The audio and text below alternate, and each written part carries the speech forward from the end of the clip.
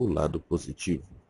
Em 13 de julho de 2009, a revista Time publicou uma entrevista comigo, que chamaram de 10 perguntas para Robert Kiyosaki. Uma das perguntas que me foi feita: existem oportunidades para a criação de novas empresas nesta economia turbulenta? Você está de brincadeira? Essa foi minha primeira reação.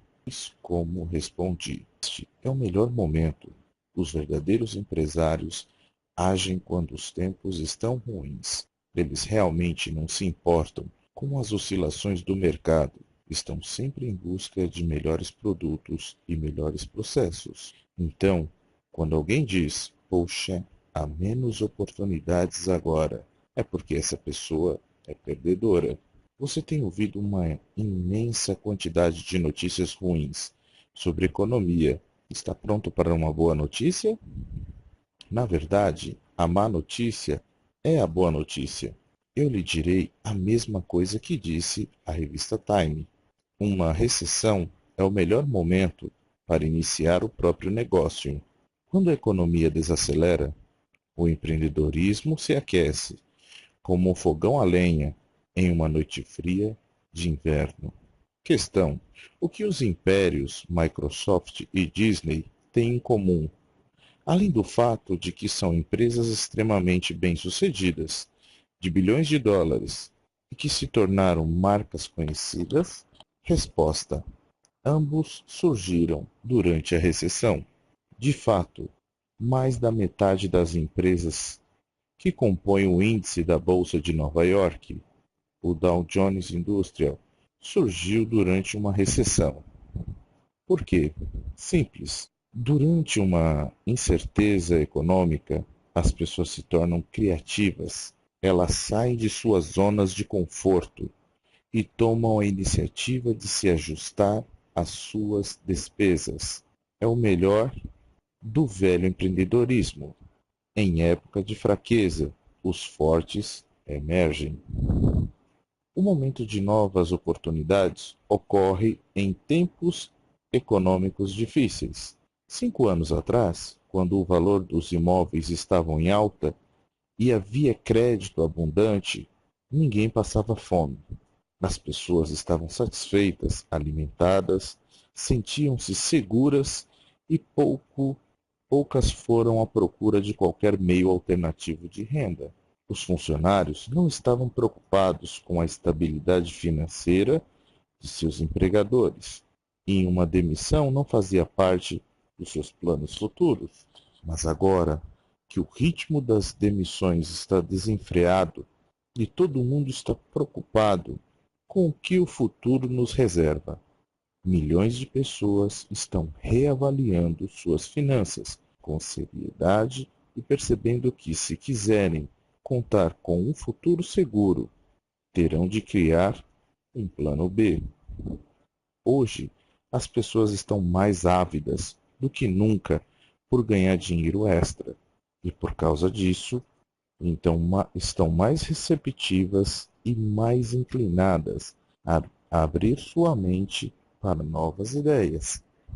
De fato, isso já era uma realidade mesmo antes do recente colapso econômico. Desde os anos de 1980 e especialmente desde a virada do século, o anseio por controlar nosso próprio futuro econômico já estava florescendo. Eis o que a Câmara do Comércio dos Estados Unidos disse em um relatório de 2007 intitulado Trabalho, Empreendedorismo e Oportunidades na América do século XXI. Milhões de americanos estão abraçando o empreendedorismo, administrando as próprias pequenas empresas. Não sou economista, mas conheço alguém que é. Paul Zane-Pilzer. Paul é um prodígio. Ele foi o mais jovem vice-presidente do Citibank e deixou o mundo financeiro para fazer milhões com o próprio negócio. Esteve algumas vezes na lista de best-sellers como o New York Times. Previu a crise da poupança e empréstimos antes que acontecesse e atuou como assessor econômico em 2 administrações presidenciais. É alguém que vale a pena ouvir. Segundo ele, os valores culturais sobre a forma de se conduzir uma carreira sofreram uma mudança de 180 graus na estrutura corporativa comercial, de se tornar um empregado dando lugar a um caminho empresarial. A sabedoria tradicional, na segunda metade do século XX, diz Paul, era ir à escola, ter uma boa educação e trabalhar para uma grande empresa. A ideia de abrir um negócio, na maioria das vezes, era considerada arriscada. Admirável talvez, mas arriscada. E talvez um pouco doida. Hoje ocorre justamente o oposto. Paul está certo. O relatório da Câmara de Comércio, que mencionei anteriormente, também cita uma pesquisa realizada pelo Instituto Gallup, que constatou que 61% dos americanos prefeririam ser o próprio patrão. Outra pesquisa, dessa vez, efetuada pela empresa Decipher de Fresno, descobriu que 72% de todos os adultos americanos prefeririam trabalhar para si a fazê-lo para outras pessoas. 67% pensam em desistir de seus empregos, regularmente ou constantemente. E não se trata apenas de ganhar a vida, mas também se trata da qualidade de como estamos vivendo. As pessoas estão acordando para o fato de que querem ter mais controle sobre sua vida. Elas querem estar mais ligadas às suas famílias, controlar o próprio tempo, trabalhar em casa, determinar o próprio destino. Nesse estudo da Decipher, 84% dos entrevistados disseram que teriam mais paixão pelo seu trabalho se possuíssem o próprio negócio. A razão número 1, segundo a pesquisa, para querer trabalhar para si próprio, ter mais paixão pela minha vida profissional. O que ocorre é que o mito do século XX, da segurança de trabalho, como sua promessa de que o caminho para uma vida plena, longa e feliz era encontrar um bom emprego, está se desfazendo diante de nossos olhos. O mito do emprego. A maioria de nós é tão alienada por conta das circunstâncias que acaba achando que ser empregado é algo normal, longe de ser historicamente normal. Esse conceito é, na verdade, um fenômeno relativamente recente. Na era agrária, a maioria das pessoas era empreendedora. Eram fazendeiros que trabalhavam nas terras do rei, mas não eram empregados dele, não recebiam salário do rei. Na verdade, era o contrário. O fazendeiro pagava ao rei um imposto pelo direito de usar sua terra. Esses fazendeiros, na verdade, ganhavam a vida como empresários de pequenas empresas. Somente durante a era industrial surgiu uma demanda crescente, a demanda por empregados. Em resposta, o governo assumiu a tarefa da educação de massa, adotando o sistema prussiano, que até hoje modela os sistemas escolares ocidentais do mundo. Você já se perguntou de onde veio a ideia de aposentadoria aos 65 anos? Eu lhe digo de onde. Otto von Bismarck, presidente da Prússia, em 1889. Na verdade, o plano de Bismarck era de 70 anos, não 65. Mas isso pouco importa. Prometer a seus idosos uma pensão garantida após os 65 anos não representou risco econômico para o governo de Bismarck. Na época, a expectativa média de vida na Prússia Era algo como 45 anos. São tantas as pessoas que estão ultrapassando os 80 anos que a mesma promessa pode muito bem levar qualquer governo federal à falência, já na próxima geração. Quando se analisa a filosofia por trás da educação na Prússia, percebemos que o objetivo era produzir soldados e empregados, pessoas que seguiriam ordens e fariam o que lhes fosse dito. O sistema prussiano serve para a produção em massa de empregados. Os Estados Unidos, dos anos 1960 e 1970, empresas como a IBM fizeram o emprego para toda a vida se tornar o padrão ouro de segurança no trabalho.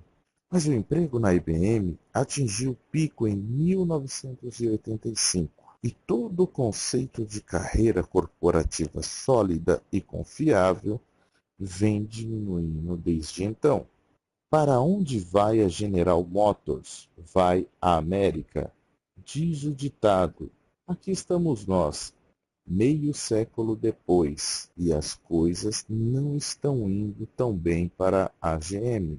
Isso significa que os Estados Unidos estão condenados.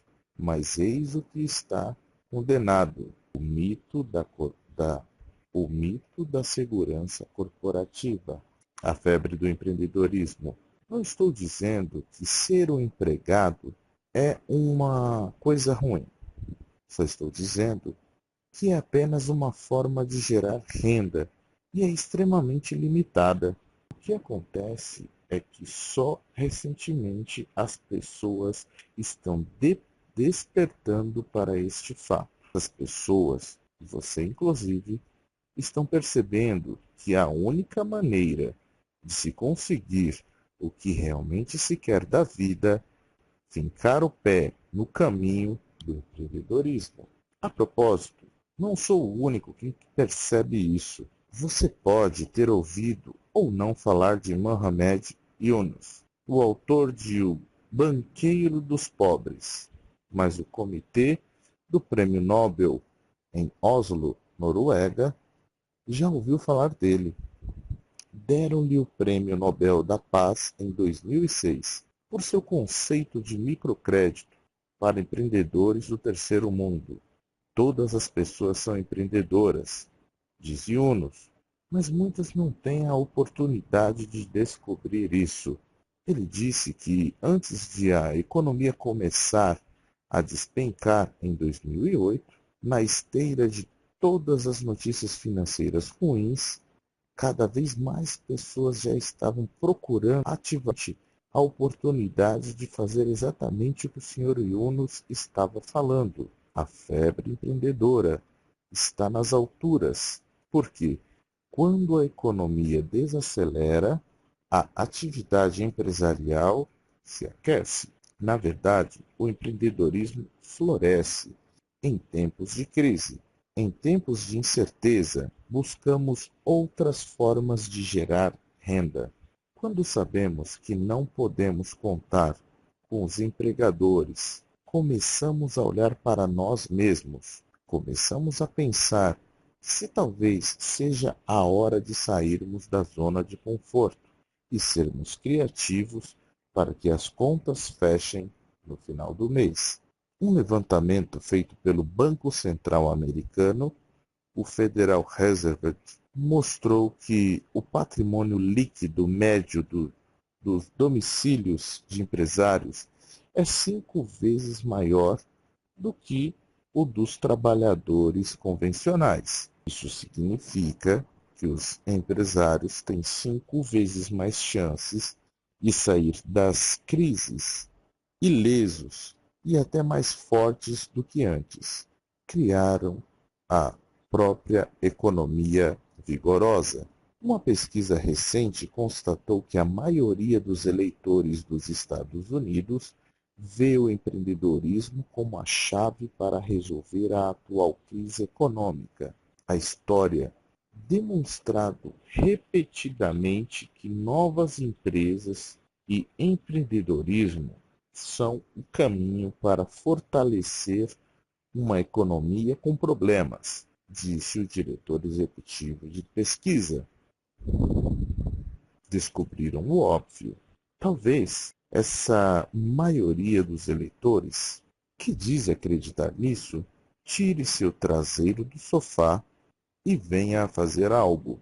É possível, embora eu não aposte nisso. Neste instante, a economia que estou mais interessado em ver florescer por meio do empreendedorismo é a sua. Esses podem ser momentos econômicos difíceis para a maioria, mas, para alguns empreendedores, aqueles que têm uma mente suficientemente aberta para entender que vou explicar nos próximos capítulos, esses são tempos prolíficos de potencial econômico. Não só é a hora de ter o próprio negócio, como também nunca houve um tempo melhor do que agora.